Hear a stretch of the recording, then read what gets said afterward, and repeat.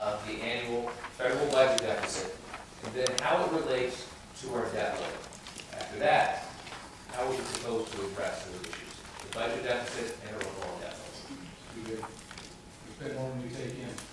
Right now, the deficit's about 1.5 trillion. The debt's about 16 trillion. Simply spending money we don't have. We've got agencies that aren't really that accountable. One thing that I've been thinking about, we've got this sequester law that's going to kick in, we're going to do something. So what we do know is this.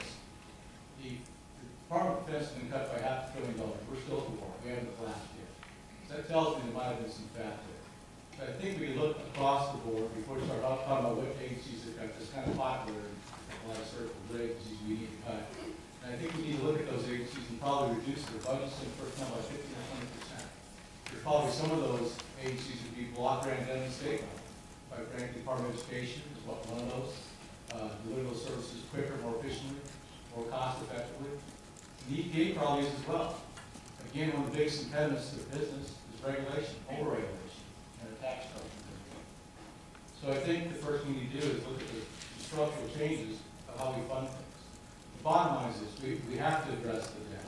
We have to address extra spending. We're spending more than we take in. We don't do something about that. That'll be the single most largest threat for our sovereignty of the nation. And so that's always our debt. And anything else is kind of paid out. So again, it's reining in irresponsible spending across the board. It's irrespective of political party or affiliation. It didn't just start with this president. We've all got to take responsibility. It's got to be a sense of urgency. And the last thing I'd say is this: my own priority is the balanced budget amendment. Find those like-minded members of Congress, no matter what side of the aisle they're on, and just make it happen. There's a lot of public record out there, but there's got to be a priority. Thank you. So the question becomes, how do we do it?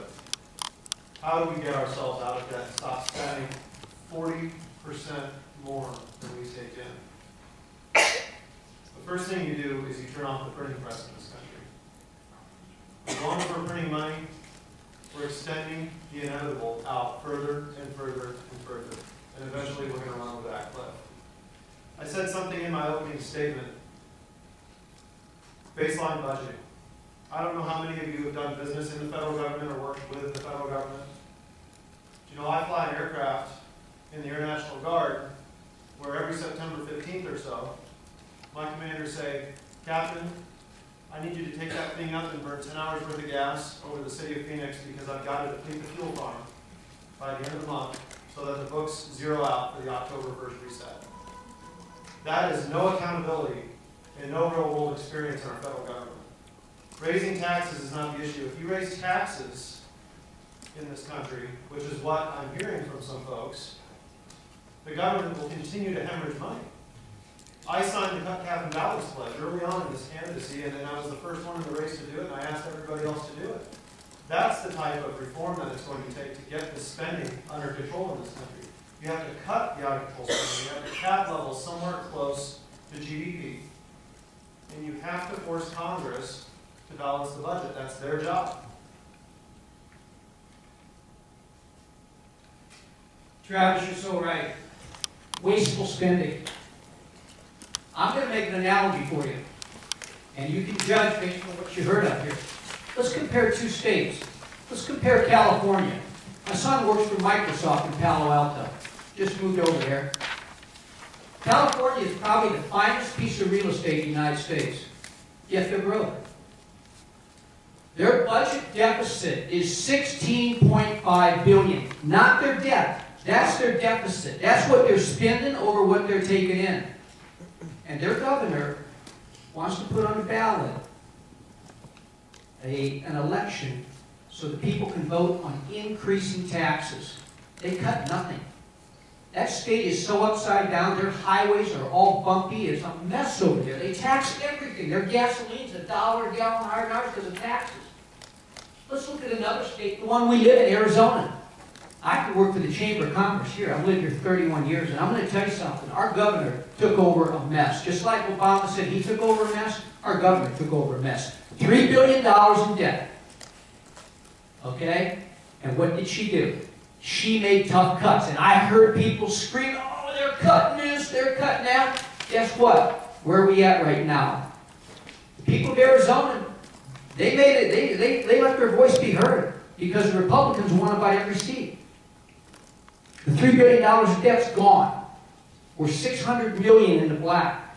Our real estate market is leading the country in recovery, and if you have a home right now that's worth $350,000 or less, and you're going to sell it in a couple days, and you're going to have a lot of bids on it. Things are going good in Arizona. Things have gotten worse in California because they're trying to tax their way out of it. They cut nothing, and they keep spending. And if you want to recover this economy, you better send some people back there that are business people, not politicians, that can go back there and say, wait a minute, we're going to stop the wasteful spending. Thank you. Turn Parker. Yes, let me be very clear. I would extend the Bush tax cuts unequivocally. And this is a really good debate tonight because we're seeing my friends on the far left saying that we can tax our way into prosperity. We have the highest corporate income tax in the world. Jobs are fleeing America. Why? Because we are taxing corporations out of this country. We need to reduce the corporate income tax. We need to learn from Canada, which is a far left state, or far left country, where they have reduced their corporate income tax rate. And guess what? Corporations are going there. They're going there because of a reduced tax structure. And we in America, and we are hearing this tonight, saying let's tax the rich, let's tax the corporations. And if we continue down that path, folks, we will not be able to protect future generations. We will not be able to bring jobs back to this country. When I was the mayor of Paradise Valley, people said, okay, well, this is what's going on. We have no revenue, it's not coming in, and the folks said, well, let's raise taxes. And I said, no. They said, well, let's use your rainy day fund. And I said, no, because it's not raining. I said, what we need to do is we cannot spend more than what we take in. We cut our budget by 30%. We cut our staff by 29%, because that was the responsible thing to do. And if we take hold and do the things that we're hearing tonight, saying let's tax the rich, let's tax corporations, believe me, more and more jobs will flee this country. I will unequivocally support the extension of the Bush tax cuts. 70% of America works for small business. I am taxed as an S corporation at the individual rate. It's very difficult for me to create jobs because of that. The Ryan Plan, which not one of us has talked about, talks about reforming the biggest footprint in the national debt scene of everything. Medicare. That's the elephant in the room. Elephant, not donkey, sorry. What are we going to do about reforming Medicare? I like what Paul Ryan has to say. Not change anything for seniors 55 and older, but then inject more competition and more choice into Medicare beneath the age of 55. That is a real solution. Something the Ryan Plan, however, falls short on is that it doesn't eliminate the death tax. So when my husband out there, Hal, and I die and want to leave our business to our kids, they're going to have to pay tax on that again. That's wrong. What that does is that penalizes small business. That penalizes us who create jobs in this country. So I need government to get out of the way. I need government to step aside so that those of us who create jobs can continue to create jobs. And you say, well, Wendy, the question is, what would you do about the deficit? I would do about the deficit what I do in my small business.